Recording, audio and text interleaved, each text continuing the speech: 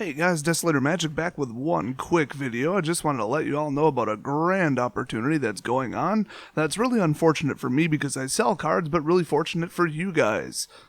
As you hopefully know, this Friday, Saturday, and I think also Sunday is the Pro Tour for Oath of the Gatewatch. That's coming up. It's on the official Wizards website in case you check that. A lot more information available there. Might be a little late to sign up though, so you could watch live coverage though. That's always pretty cool.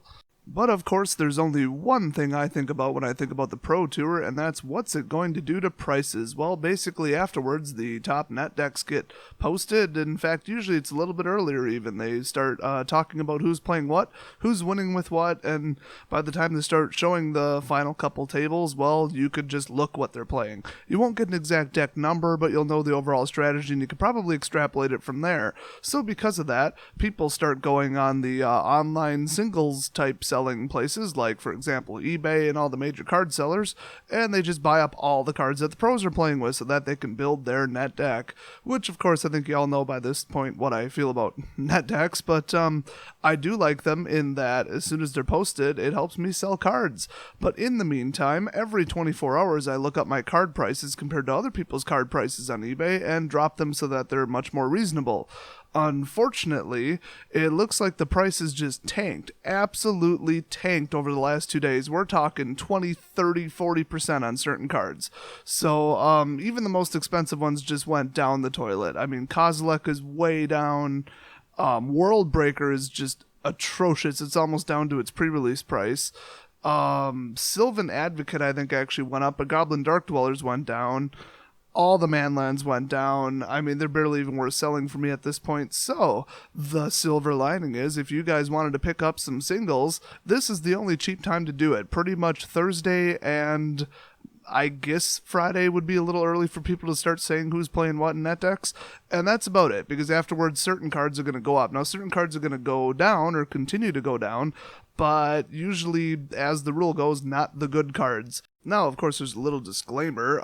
Net decks on the first run, I guess you'd say, they typically aren't the best. I mean, people like to look at the top 8 and say, wow, those are the best decks. Well, until next tournament when they all change. I mean, you got to go to a pretty late tournament after like a set like OGW comes out to find out what's really up there. You know, you could probably look at the top 8 net decks and then think really hard and build a better deck than that, because the pros do as good as they can, but there's still room for development since it's only been, 2 weeks?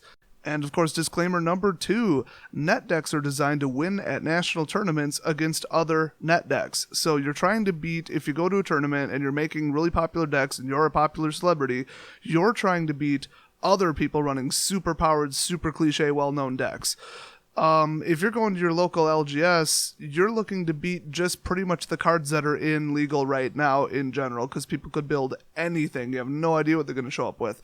So another good reason not to net deck off these lists is because, well, you might be able to come up with something very reasonable that's competitive at a local scale. So base it on that.